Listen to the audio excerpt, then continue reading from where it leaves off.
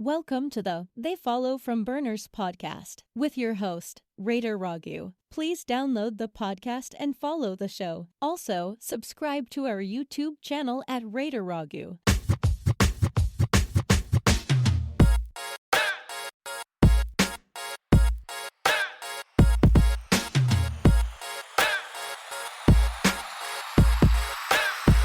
Let's go.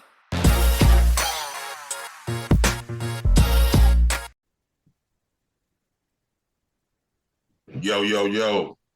Welcome in, Raider Nation. What's good? It's your host, Raider Ragu. Welcome into the They Follow from Burners podcast. Before we get started, please follow the show on all podcast platforms. Also follow us on YouTube at Raider Ragu. They follow from Burners. Either way, you can find us.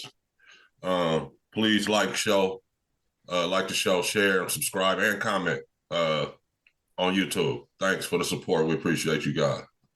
So, yeah. This is a cool episode, man. I got my guy in to chop it up with me. One of my longtime partners. We go back over 30 years. Big time football guy, Raider guy as well. My guy, Chan Norton. Give him a nice round. All right now. Look at you, big dog. I see you doing big things. I appreciate you letting me on the show. Yeah. I followed you and I've heard a lot of things, and I'm very excited to be here tonight. Man, and we appreciate you stopping by.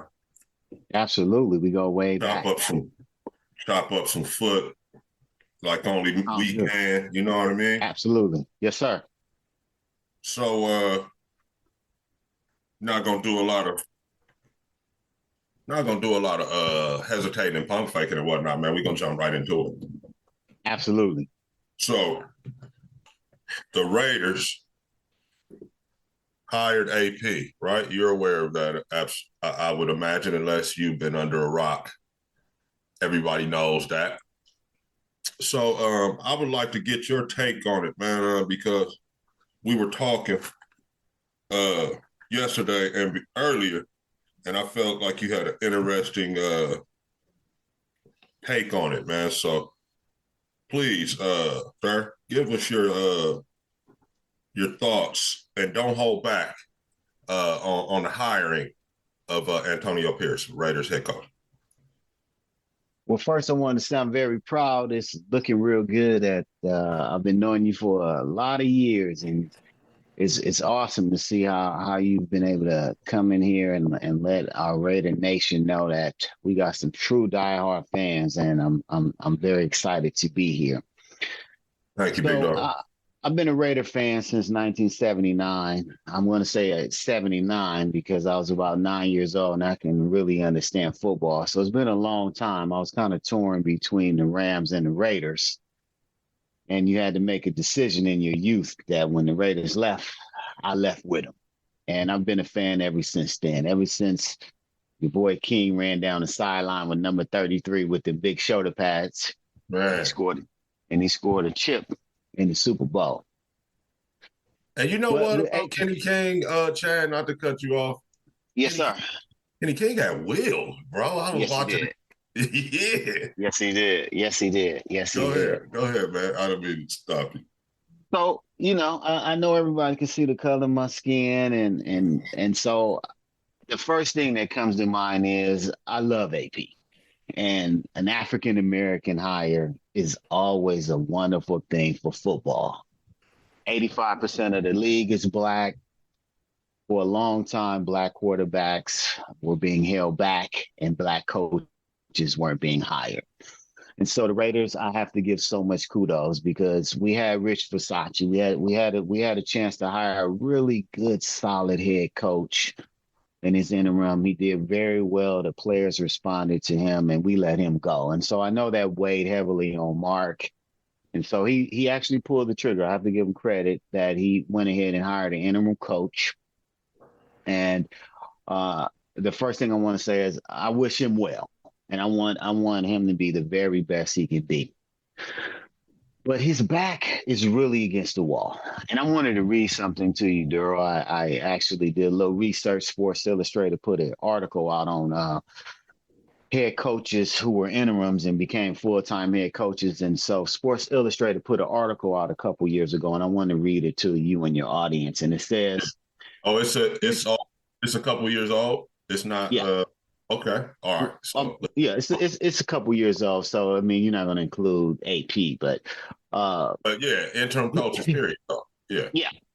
So history has not been. I'll read it verbatim. History has not been kind to interim coaches. Since 1960, the start of the game's modern era, there have been 87 coaches in the NFL. Only 87, 16, 87 87 interim coaches in the NFL. Mm-hmm. Only 16 of them managed to win more games than they lost during their interim stints. And only 2 of the 87 took their teams to the playoff during those interim seasons. So those numbers are glaring, right? And so this is what Antonio Pierce is against. He's against, I'm firing everybody up, I'm getting everybody excited, and everybody's going to play extremely hard for me at the end of the season. It's no secret, nobody liked Josh McDaniels. He wasn't great with the players, and he wasn't great with the game plan, and he actually lost the locker room a long time ago. So Antonio comes in. He's a former player. He played at a high level. He won a Super Bowl. He demanded respect. He instantly won the locker room. Okay. He went 5-4 in 9 games, and you can, if you were a blind man, you could see how the players played. They raised a level of game. They were able to play very hard for him and finish strong. Would you say that they start playing like the Raiders from when you spoke of earlier, when you first started watching them? Did you feel like you saw flashes of the Raiders playing that way, Raider type football? I believe so. I believe football games are won in the trenches. And if you look at Max Crosby and some of those guys on the front line, they played hard every single down. As you know, Max Crosby, he never comes out the game. Right. You know, you need veterans like that. But they played very hard. The secondary played hard. They were playing some solid defense, and I thought that they played like the Raiders of old. They never gave up. They were in all the games, even though we lost a couple, close games. They stayed in the games, and it showed that they played very hard. It looked on the field that they would run through the wall or through, what they say, run through the garage for a guy, and they play real hard. Right. Yeah, so that was what I observed, big dog. It seemed like I was watching like Madden or not, maybe not Madden's Raiders, but Flores for sure, Art Shell's guys, the guys that, we play football, but it was a little bit of an attitude that they had with it. Nowadays, you can't really do it, because some of the stuff the Raiders did back in those days, you get thrown out of the game and be suspended and shit for it nowadays. But I'm just saying that kind of like that edge, man. And then the way they start playing defense, it seemed like everybody got better, man, on D once they AP and Patrick Graham kind of took over. So I agree with you on that, dog. So, but with those statistics, man, he has a tough job ahead of him, and I have no, I coming in when I was saying hire him, I wasn't thinking it was gonna be easy. You know what I'm saying? Yeah. It's not coaching in the National Football League. Being a head coach is not easy.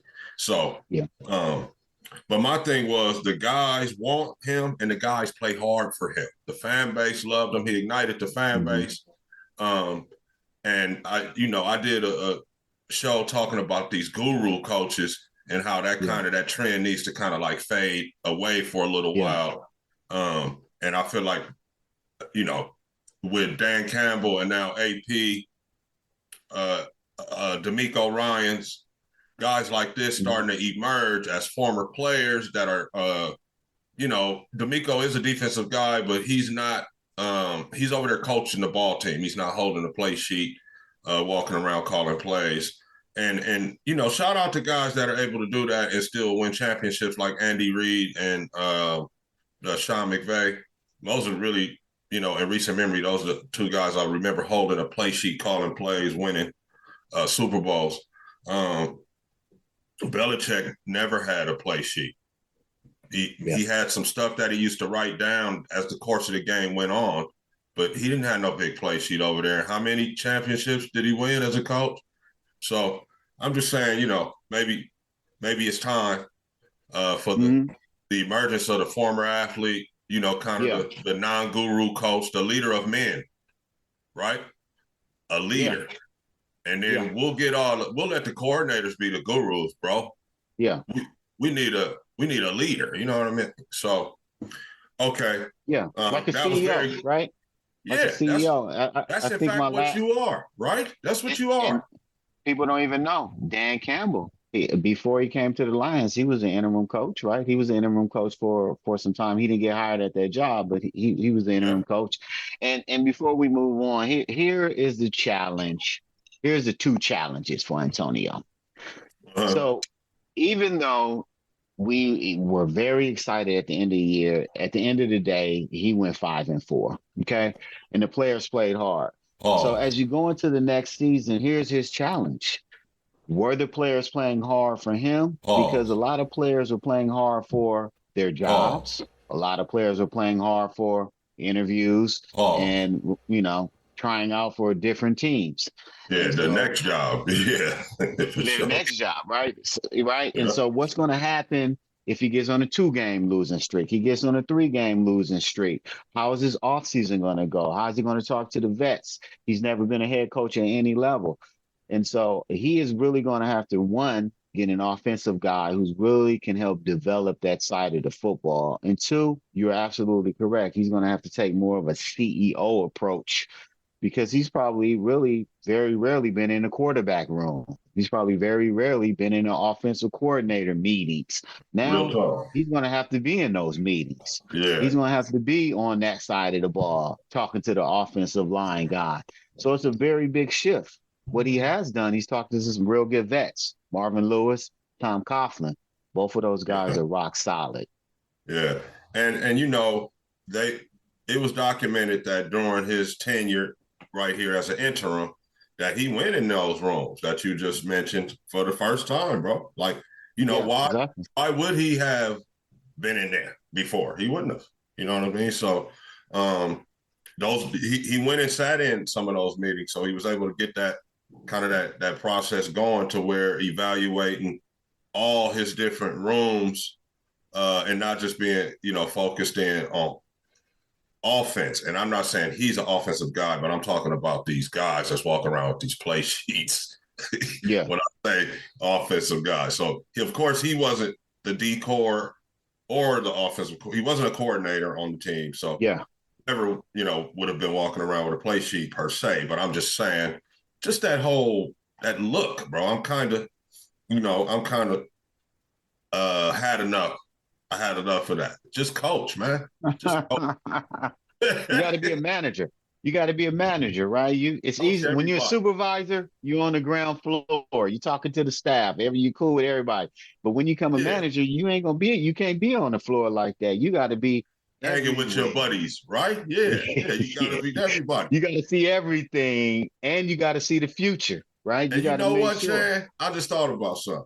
I wonder if we did a poll of players that are, the defensive players of teams with those offensive guru head coaches.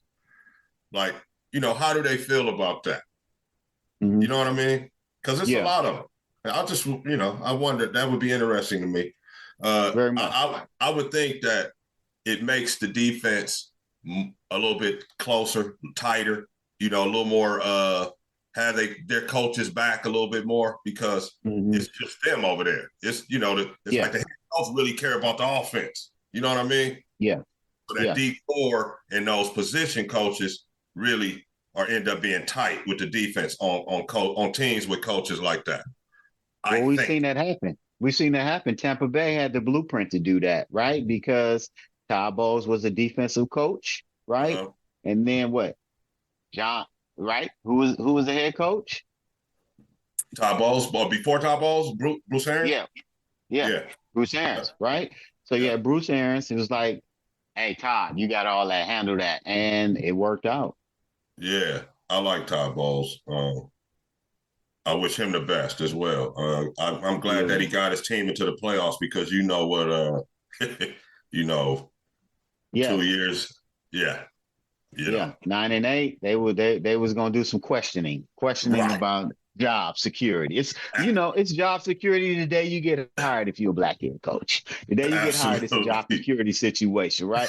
So Antonio Pierce is gonna have to he's gonna have to understand that it's going to be different now. The press is going to be different. How they talk to him, they're going to bait him. They're going to be social media. They're going to say a lot of things, how he looks on the sideline, what he says in the press conference. Everything's going to be magnified. So it'll be really good for him to have talk to those Marvin Lewis and those guys who've been through the ringer and had tough questions, because he's going to have some tough questions. And he's going to have to be ready for that.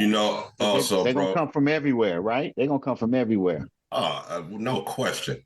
What I found interesting also was that Mark Davis hired AP, right? He didn't hire the GM and then let the GM hire AP. He hired AP and then he hired the GM. I feel like that was a key move, bro, because at the end of the day, AP goes 6-11 next year. Telesco can turn around and be like, hey, Mark, or press. I didn't hire this guy. He wasn't my guy. Yeah. So we might think about getting my guy in here. You know what I mean? I feel like Mark, by doing that, he gave Telesco a little action in it. I ain't gonna say the first year, but if things don't go right, he can be the one that comes in and says, hey man, this was never my guy. Let's get a different coach in here. So AP, that's just, another angle of looking at it. I wish him the best, obviously. So now, I don't think people look at that angle. I don't think people look at that angle enough, because I was actually looking at social media a lot, and they were saying, well, there was a news guy that came out and said, hey, the Raiders haven't hired, AP, what's going on? And then there was a lot of chatter saying, oh, typically organizations and franchises, they hire the GM first. And I think it was a significant move, and it really made a statement that, Mark Davis said, hey, I'm in control. There is a chain of command. And so the buck stops here, not at the GM. I'm the shot caller. And when he hired AP in front of the GM, he sent the message to the fan base. I believe in this guy, and we're trying to win. Yeah, AP is my guy. Period. Yeah. So even if you come and try to talk to me on the side, he's my guy. Right. Yeah. That is a statement. That is a statement, Hire. And that's good stuff, bro. So we gonna segue into. So we got your thoughts on that, and that was great, man. I appreciate the insight on that and the research done. Mm-hmm. Appreciate it. Now, next question for you, though, as we segue into the next segment here. What direction? We already know what we're doing defensively. We might have to hire a couple new coaches, but for the most part, we're settled in over there, leadership-wise, scheme. Like I said, we might need to add a guy or two, but we know what we're doing. We got our shit together over there. We finished strong on defense. Now, on defense. Now, what direction would you like to see the Raiders go offensively? Now, I'm not saying a specific name of OC or anything. Yeah. But just in the style of play, per se. The NFL has changed, man. It's changed to an offensive kind of league. You look at the play calls, look how the referees call the game. It's an offense, and you need a quarterback. So, in my opinion, you always have to start at the offensive line because if you can't protect your guy, it's going to be a problem. So, you start at there. You start at the offensive line, and then you got to look who's in the room. Aiden, he did a good job, but he's extremely limited, and we saw what he can do. And if you are a new head coach, you probably don't want to hit your horse to O'Connell. So you want to probably get a bridge guy, someone, a veteran, if some of those guys are kind of a Ryan Fitzpatrick kind of guy, a Kirk Cousins kind of guy. You got to kind of survey the league. That's where the GM comes in, right? Where they can just settle things down because you're a new coach. You can't be really you're not an offensive guru. That's not your thing. So you can't be worried about is the quarterback position going to be rocky. You want to be able to go into training camp with a solid veteran who's going to get the guys in order, who's going to tell guys where they need to be, who's going to be able to work it out before the draft and be able to just talk to guys and settle the room. That is going to help you tremendously, right? You get a bridge guy. So that's in the short term because you have to let out Mark know, hey, I'm about winning immediately because everybody knows once you get a rookie quarterback, you're going to lose some games, okay? And then you really have to get you and the GM and your guys, you have to say, hey, we have to also think about the future and let the Raider fan base know we got your back. So there's a dynamic guy. Let me ask you. Let me finish this point. Uh-huh. Let me finish this point for you. There's a dynamic guy who Mel Kiper says has really, really vaulted up the draft charts, right? A lot of GMs are saying that he is the guy. And honestly, Duro, you're a football guy. The pocket passer is really becoming in the rearview mirror. At some point, you're going to have to escape that pocket and get a couple yards to move those sticks. And so for me, I would do what I have to do to move up and get Jaden Daniels with the bridge guy. Your thoughts? Okay. So I'm glad that I did interrupt you because you end up answering the question at the end of your thought right there. So you're saying bridge guy and whatever you got to do to get up to get Daniels. Yeah. Think how exciting that would be. You're going to get a guy you recruited. You were in his living room with his parents. You know him. You know what his character is. He showed his character, right? He had some adversity. He overcame it. He had some games in the SEC. You watch this guy. He has escapability. And then you fast forward and you look, who are the quarterbacks left in the 4 games? There's only really one traditional pocket passer because I looked at Brock Purdy. He was escaping the pocket and getting around and was able to move.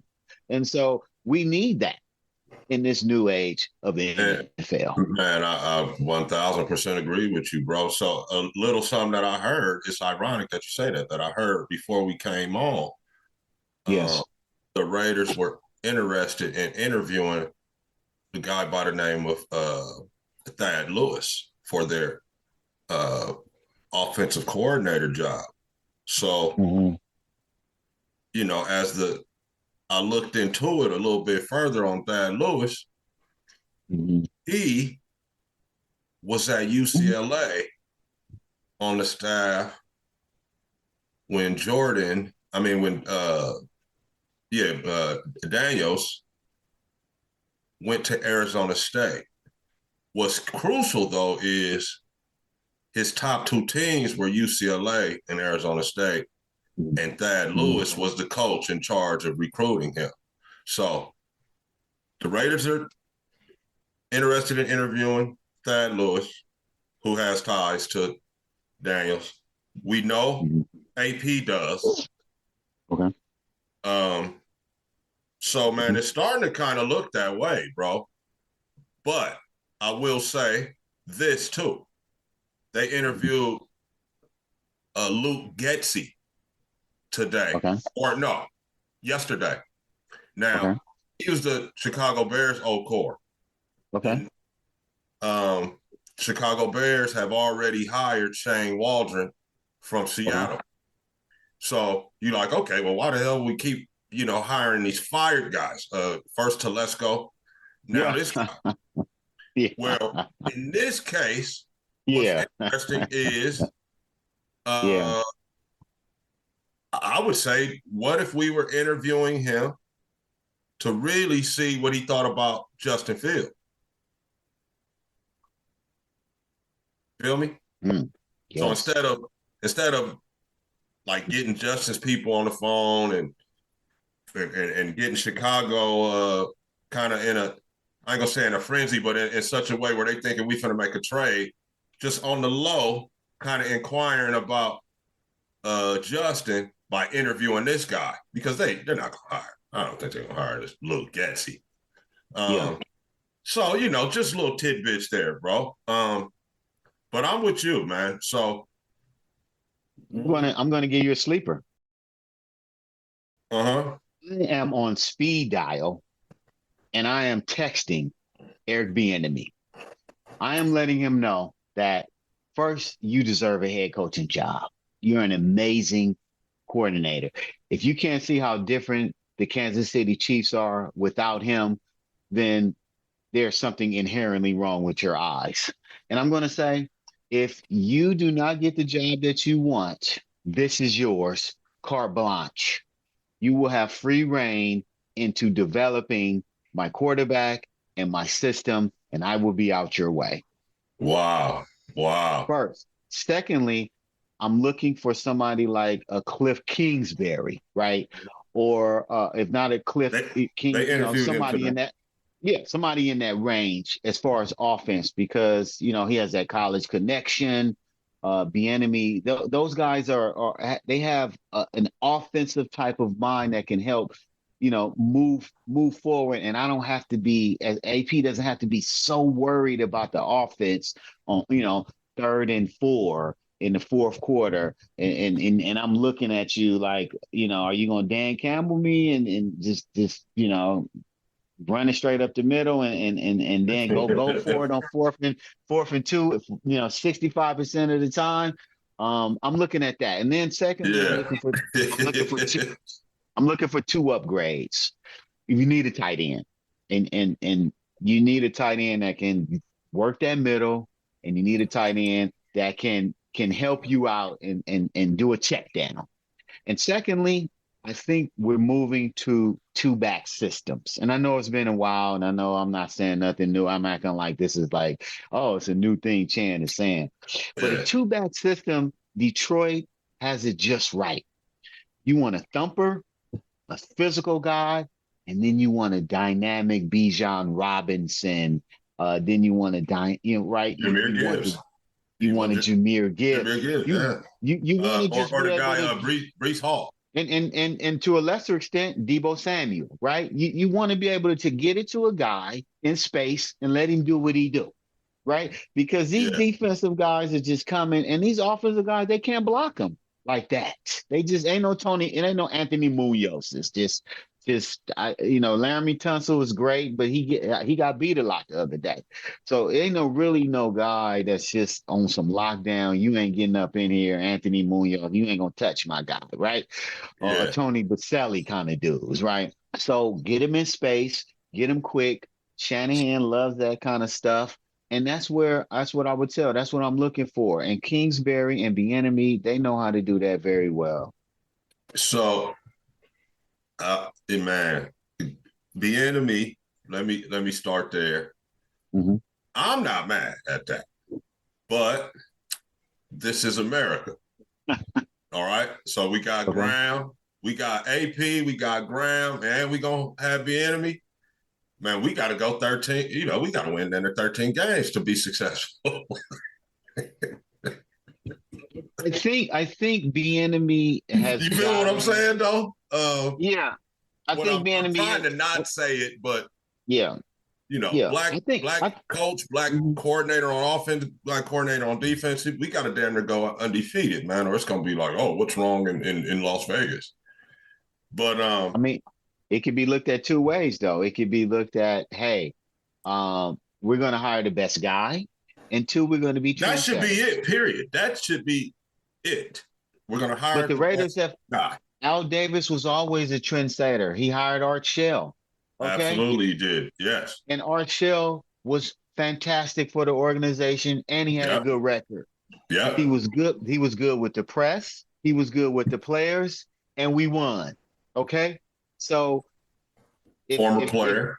if AP is like, hey, you gonna let me do this, Mark? Let me do this. And the number one coordinator out there is Eric Bieniemy. Period. I mean, that quarterback in Washington. Excuse me, I know it's a podcast, but he was below average.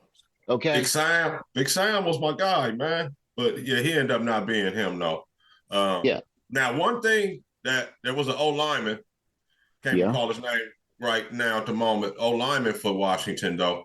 He was he had comments about running the Yeah. football this season. I don't know if you caught that. Mhm. He said he would have loved to have run the ball more. Said Eric passed a lot. When I looked it up, they threw the ball, I think, the second most in the league. Definitely Mhm. ran the least. So they were 30th in rush attempts. And rushes. Okay. Yeah. So Well, just mhm. I'm Mhm. thinking that like he was in Washington trying to win games there. They didn't have much of a rushing attack. O line was probably a bit suspect. Not gonna lie, didn't watch a ton of Commander games because I mean, let's face it, I don't like punishment. Yeah. This shit was And they had a garbage. good. They had a good running back too. He was nice. Um, but what I do know is the guy Uh-huh. on the O line said he felt like Coach threw the ball a little bit too much. And it might have been the same guy that said Eric Bieniemy was too hard on us, right? They had a little baby mutiny with Eric, and because he held him accountable. And you know what happened? If you look at the Kansas City Chiefs, they were up there in penalties, right? Yeah, As we saw the dumb penalty without that your him boy, a lot of mistakes. when he left. And when he left, look how many mistakes. I mean, we still talk about homeboy being off sides, right? To this day. That wouldn't have happened with Eric Bieniemy because he's a dot your I and cross your T kind of guy, and he rubs people the wrong way. And these modern day folks, it's hard for them accept discipline, right? Everybody's not LeBron James, just discipline. Like, I'm gonna eat right. I'm going to marry my high school sweetheart, and I'm going to be at the crib trying to get better. Everybody's not like that. And No, so the enemy's trying to make you like that, and you get bite back. So I'm not surprised by that type of comment. yeah, right. You Right? know, let me absolutely. You know how dudes are. They just want to do what they want to do, Yeah. not be held accountable. Not I was gonna say judged. It ain't even judged. They don't want to be held accountable for not being as good as they could have been. I got a Right? quote for you. Yeah, they interviewed Michael Strahan a couple of days ago, and they said, "Hey, man, what are your thoughts about Hall of Fame type of players, being head coaches?" And he said, "I couldn't be no. I'm gonna speak for myself. I couldn't be no head coach because I might start talking to a young dude. He's gonna look at me like I don't know what I'm talking about, and probably say something, and then y'all gonna see the first time a head coach start squabbling with one of his players." I thought that was some good tongue in cheek, man. Hey, I feel him though. I get where he's coming from though on that, man. Yeah, these Uh, young guys are different. They're different, man. They're different. man, bro, they. Uh, okay, look, we not even going. We could dive Sure. down a deep That's a, rabbit hole yeah, on that. So topic for another day, another we gonna keep invite. it on the rails, right? Hmm. So look, let me get your quick take Sure. on. So let me get your quick take on Justin Fields. Oh, Everybody, all you the know, put mocks me. that I've seen have them taking Caleb. So that Um, means he's probably going to be available. What's your thought on Fields? I was very tough on Fields early on and he showed some promise. And so I'm not as tough on him as I was maybe 5 weeks ago. He still has some learning to do. I feel that he doesn't throw into tight windows. He does not anticipate throws, right? He doesn't throw you open like I would want him to, and he doesn't run as much as I would want him to when things are broken down. And I didn't like his demeanor on the sidelines. I didn't like the things he said in the press about the coach, and he had some things to say about the coach, and that created division in the locker room. But the last 3 to 4 weeks, he showed me that he has some heart, and you can never measure heart. And I think that he's worn his welcome in Chicago, because you would be an absolute idiot to pass on Caleb Williams if you're the Chicago Bears. But I think Justin Fields in his second stint, and we've seen quarterbacks, we've seen Baker Mayfield get second chances. We've seen Jared Goff get a second chance in here in the playoffs. If he goes to the right place in the right environment, he has a chance to get to improving and get better. You and I both know, we've been around long enough to know, let's be honest, a quarterback really needs to be in the right system and have the right coach, right? We both watch Cade McNown. We love Cade McNown at UCLA. He was awesome. He went to Chicago. His left arm was not going to work in Chicago. It would have worked better in San Francisco. It just can't happen like that. Joe Montana, awesome in San Francisco. To Jerry Rice, he go 3 for 70. But if you put Joe Montana in Buffalo, where it's cold and rainy, he doesn't have a great arm, and maybe he had a defensive coach, it may not have worked. So I think the marriage needs to happen. Justin Fields needs to get somebody who believes in him, who loves Absolutely. him, and then who can cultivate his skills and develop a skill set around him. He'll be all right. So I've changed my tune on him a little bit. that what you just said about somebody believing in you, I would like to say that happened in Detroit this season, or in this Miami, last couple seasons. Miami, Miami. Miami. Also Tampa Bay. Yeah, yeah, Yeah, absolutely. yeah. And that's what And it is, bro. to a Believe lesser in extent, it. Baltimore Ravens. To a Hey, lesser extent, yeah. Tom And Monken, right? yeah, man, on the real, you say, hey kid, I believe in you. I got your back. Go out there and do your thing. Don't be scared to mess up. Just go Yeah, ball. that's key. That's key.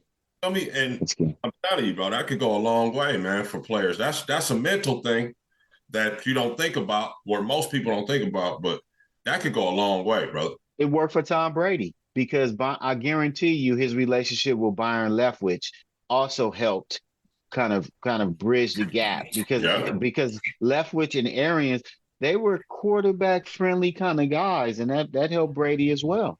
yeah, yeah, absolutely. And Because they had a good team. and we can see a head coach can destroy a quarterback, because that's what Belichick did to Mac Jones.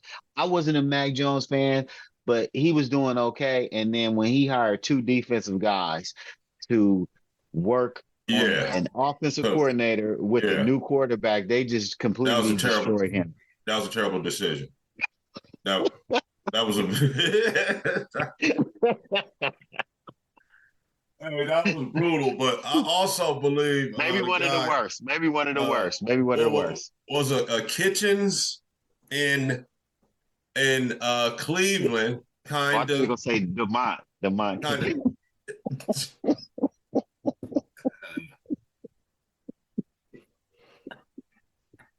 Yeah, he did the same thing to Baker in Cleveland. Baker say when he Yeah. got there, he told him to, you know, Yeah. tamper down the attitude and all that. And Okay. Sean McVay, when he got over there for the Rams, and also Okay.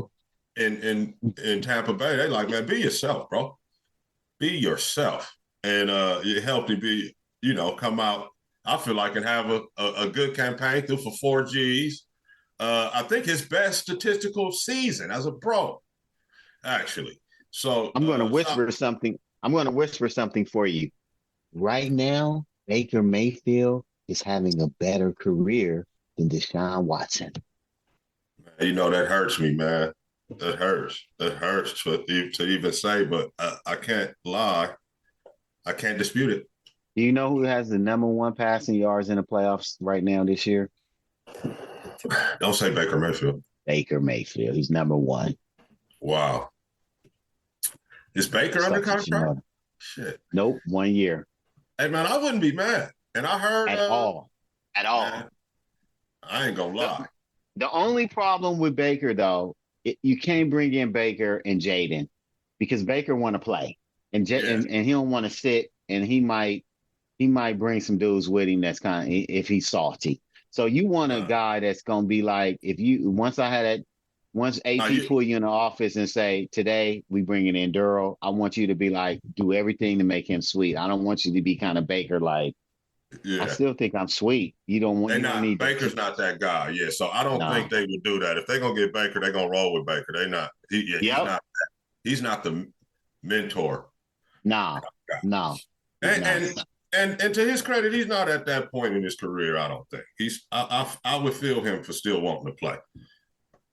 He's earned a long-term contract. He's earned it. I think so. I wouldn't be mad if that was a scenario that ended up working out, and then we use that 13th pick to say, a D tackle. I'm not mad at that scenario. I'm just saying, Telesco, I know you follow from Burners. If you're watching this, Baker may not cost us a pick at all. We stay in the draft where we're at and get us a D tackle and move forward. Now, a scenario that I did think about, Chan, was if let's say we went all the way to the draft day and Chicago has 1 and they have 9, I believe, on the in the first round. Pick number 1, pick number 9. So what if they said, all right, Vegas, pick I don't think Malik Neighbors or Marvin Harrison Jr. would be there, but maybe the guy like Abuka or Adunze from Washington is there and they say, hey, draft one of these 2 receivers for us, whichever one of them is there, or whichever their first guy is there, if both of them are there, and we'll trade you Justin. Because they're going to want Caleb to have all the success. They're going to want to put him in the best position possible. So they're going to want to have DJ Moore there. They're going to want to have their pick that they pick at number 90, if that's an offensive guy, and then have another top flight wide receiver come. Just say they could very well end up with who are the top 4 receivers in the draft and Caleb. All right. And then we get our guy. And then we move on and draft in the second round. And go on forward with Justin Fields as a quarterback. And we don't get Jaden Daniels, and we go that route. So that was just a scenario that I thought of that could go all the way down to draft day, where we just say, hey, they hit us and be like, hey, man, if you pick the receiver, we'll send you Justin. Hey, maybe it might even take for them to send us their second-round pick, too, because ain't nobody was giving up no first-round pick for Justin Fields, especially not no 13th overall. So maybe, we send them the number 1. We pick the receiver for them, and they give us their second-round pick, too, which is probably number 38 or so, which would be a great player, right? Mm-hmm. So that's just another scenario. But good stuff, big dog. So we went over we got to move up. Scenarios. I just want to end with this. The Raiders are in search of a franchise quarterback. Now, I know that the GM is in place now, but this is an opportunity to make a statement and move up and get one of those quarterbacks. These are the 3 quarterbacks, Drake May, to me, is you never know, right? You just don't know. I mean, Mitchell Trubisky went to, North Carolina and he's number 2 pick, and nobody says anything about him being a bust, and he's absolutely a bust. Yeah, I think people call him a bust now. There's some people that's not because he started this year a few games in Pittsburgh. So, but I think they just need to make a move, get a quarterback, and get a bridge guy. Just send a message. The Raiders are back. We haven't really had a solid franchise quarterback since our MVP guy who took us to the Super Bowl. And I think it's time. It's time to you say this is our guy for the next 4 or 5 years. He's going to be here and he's going to make us great. Take this too. Fun fact, heard this right as we was coming on. The Raiders have only drafted 4 QBs in the first round in their existence. Yeah, that says a lot, man. I wish Doesn't I it? heard that. After my soliloquy, you're gonna hit me with that. Hey, wow. Okay, then your scenario probably looks a little bit more sweeter than mine in that. No, I feel like your bridge guy scenario is very plausible and probably the direction they should go in, like an Alex Smith, Patrick Mahomes situation. Yeah, yeah, right. yeah. Jordan Love and Aaron Rodgers type. I mean, you could get like a Tyrod Taylor. I mean, he still got some juice in the tank. Yeah. Right. I mean, he's gonna be exciting, right? And he can scramble. So he could talk to Jaden and be like, "Man, look, you see this right here? I know you see it. Just remember that lineman right there. He run a 4.6, so you just get out of bounds. Get out of bounds, big dog." He could talk to him. So Tyrod Taylor could be a good bridge, dude. Yeah, that's true. That's too many. That's a lot of skin color going on over there. you have Eric Bieniemy, the starting Q, the back. I'm trying to do some Black Panthers, some Wakanda. So you know, hey. So let me go ahead and pump my brakes a little bit. But hey, you know what I mean. You big dog, but they'll be like, what's going on in Vegas? Yeah, but exactly. Yeah, bro. So that's good shit. Okay, man. So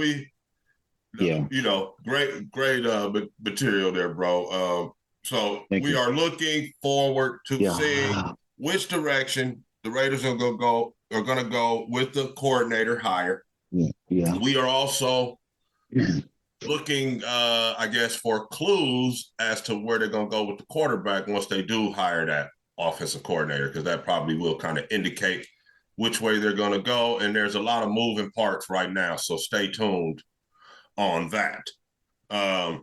So thanks for that, my guy. Now, we are not going to hold the people, man. We are at, in my opinion, Chan, the best Sunday in the league.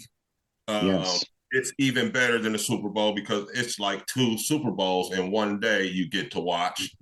And that is Championship Sunday. Mm-hmm. So they have, in the first game, it's going to be Baltimore and Kansas City, and they got Baltimore favored by 4 points. What's your thoughts, man, on Baltimore KC? Who you got? Wow. It is definitely the primetime game, featured game for this conference weekend, and I can't tell you how excited I am as a former player and a fan of the game. I can't tell you how exciting I am. One former current MVP. I'm not even going to say former, current MVP, and probably the new league MVP going head to head. For all the chips. And we had a conversation earlier this year, Duro, about Lamar Jackson. And Lamar Jackson has really taken a lot of criticism and a lot of heat. And I'm going to say, I'm not going to say rightfully so, but a lot of it he has deserved. And he hasn't had the best record in the playoffs. Absolutely. But this year, there has been a change in Lamar. This is the very best I've ever seen him play.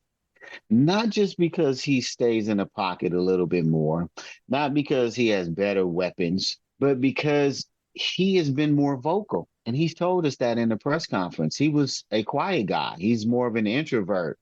And he said for the first time, he started talking in the huddle. He started talking in meetings, and he really started taking a leadership role. And you and I both know we've been in huddles before. And the quarterback, I don't care what nobody say, he is the de facto leader at all times. Absolutely. And when the chips stack against you, you turn and you're looking at the guy, and if he's not saying nothing, it does something to you. And Lamar has simply took the onus of the team, put everybody on his back, and not only that, he has improved his play. Let's talk about his play. Right Oh now, man. Lamar Jackson is playing at an all-time level. And his defense, as always, has stepped up and they played a lot better. They are Yeah. number one in the regular season. So this The Ravens team, play good D. Ron, They play good defense. That's like a staple of the franchise, right? yeah, right. Good Ravens defense. Yeah. So here's the thing. He's going against the number two defense in the NFL, and people are really sleeping on how well the Kansas City Chiefs are playing on defense. They are number two in the league, right behind the Ravens. They are playing phenomenal football. Chris Jones is playing some of the best football he's ever played. Those middle linebackers are hunting and seeking missiles coming into. So what I think is really going to come down to is Lamar Jackson making a play.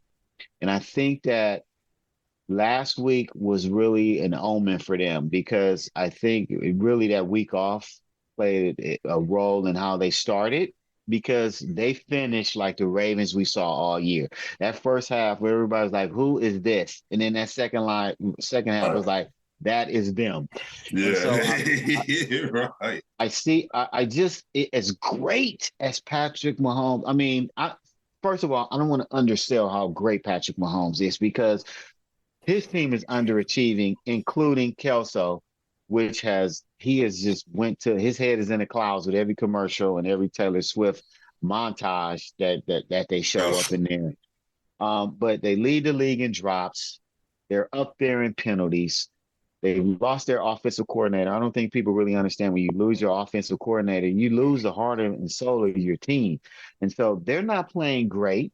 They limped into the playoffs. They've been playing a little bit better, but I just think at this point in time, the Ravens are a little bit better team. And I think when it comes down to it, Lamar is going to make that play to get them to the next level because he's hungry and he's ready and he has an eye of the tiger, honestly. So real quick, he's 148 carries, 821 yards, 5.5 yards per carry, 5 touchdowns to go along with the 67% completion percentage, 3,678 yards with 24 touchdowns and 7 picks. That's the season he just turned in. Mm-hmm. So I'm with you, man. I think Lamar's going to the Super Bowl, brother. Absolutely. This year he is, that's for sure. And, people that see me on some of the different podcasts that I do with the other guys know that I'm a big Lamar guy, man. So, I don't know about covering 4 points. It's probably going to be like some kind of either 1, 2, 3-point game.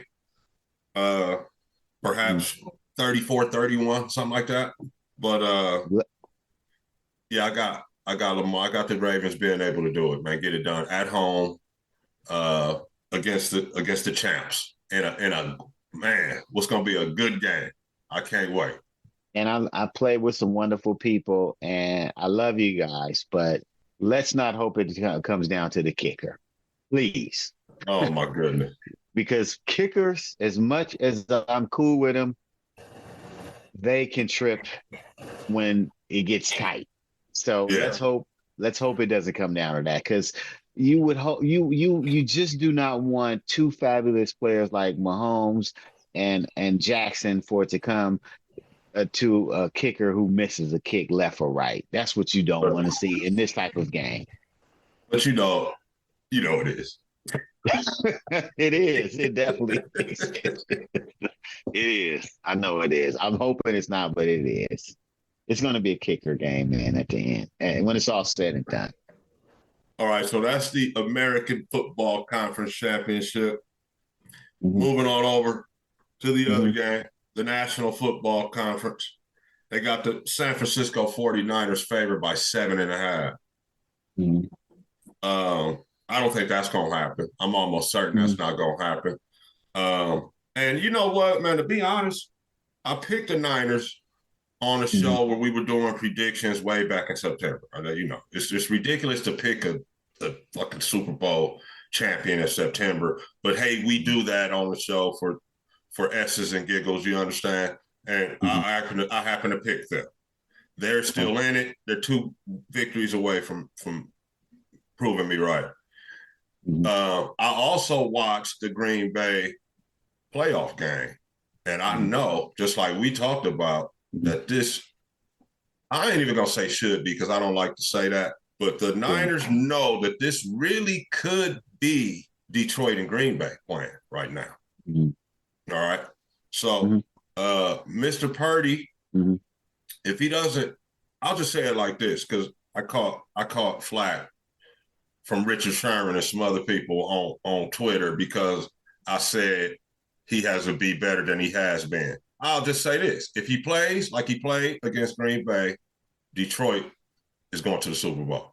But what I think is going to happen, they just announced Debo is in fact playing. Debo is going to set the tone early. McCaffrey going to get loose. They're going to loosen up that Detroit defense. And I got the Niners kind of squeaking by, nowhere near 7.5, but I got Niners and Baltimore. What you think?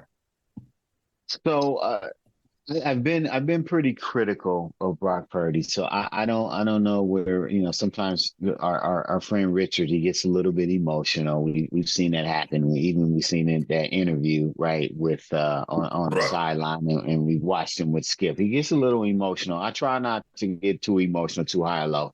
But the fact is, Brock Purdy had the 3rd worst completion percentage in the postseason. His completion percentage in one game was 59%. That is not even great. That's not bad. That is actually terrible. And the only people who were lower, the only people who were worse than him was Tua at 51. Yikes. And Mason Rudolph at 56. So that doesn't bode well for someone who has Super Bowl aspirations. 1, let's just get that out the way. Okay. 2, he does get overly criticized because he went to a good team. He was Mr. Irrelevant, and he's with a play caller who has innovation, and they're able to get it to players who can make plays. Okay. But that's not his fault where he was drafted, and he made the most of where he's at. So you can't knock him for that. He got drafted there. He's doing what he do. If I hire you for a job and you sweet, you can't be mad because I'm sweet, even though it's Apple. If you sweet, hey, you sweet. So he's going to have to play better than 59% to beat the Lions. Here's the problem. The problem is Jared Goff. And if you pressure Jared Goff, if you hit Jared Goff, if you put him on the ground, he's a different player. He's a different quarterback. He's not that same confident guy. And when you look in the huddle and you look in the quarterback eye and he looks scared, everybody gets scared. Yeah. Everybody's scared, even the D, right? Even the D. And then you start feeling like, oh man, if Jared is scared, I'm kind of scared. Like so we I could think get tipped out. Yeah. And I think because he's always a pocket passer, that doesn't bode well against the San Francisco defense. Now, people talk about the San Francisco defense, but they didn't play that great this year. Yeah, Green Bay was running the football on them. They looked like a shell of themselves, even though it was one game. They gave up a lot of yards. They gave up a lot of rushing yards. And really, Green Bay showed the blueprint on how to beat the 49ers. Run it down their throats. Yeah. And right? Aaron Jones ran it down their throats, and he had a fantastic game. Okay, so Yeah. that pushed him back in defense. With all that said, it's going to be an uphill battle for the Lions to beat the 49ers, and I just do not see the Lions coming out on top in this game. I do not have the faith that Jared Goff can get them to the next level against Yeah. this team in Yeah. particular. Yeah. I hear you. So we agree. We're thinking the home teams in Baltimore, San Francisco Super Bowl, which is a rematch of a game a few weeks ago here, and the Ravens really handled their business against the Niners. So that was interesting. But I agree with you, brother. And man, that is probably gonna wrap it up, man. We ain't gonna hold the people, man. I 1,000% appreciate you pulling up for us, brother. That's Chan North. Absolutely. He will be back on the show. He's gonna be a friend of the program, excellent contributor, big Raider guy. Continue to support us, good people. Like, share, comment, subscribe on YouTube. Download us on Apple Podcasts, Spotify, Google Podcasts, all the platforms. Put it on auto download. Follow the show. We need your support. We love you. We appreciate it too. So, Chan, man, thanks for pulling up, bro. Until next Absolutely. time, just win, baby. Go Raiders. And peace. Thanks for tuning into today's episode. Please be sure to subscribe, download, and share B. We really appreciate you spending your time with us here at They Follow from Burners podcast with Raider Ragu.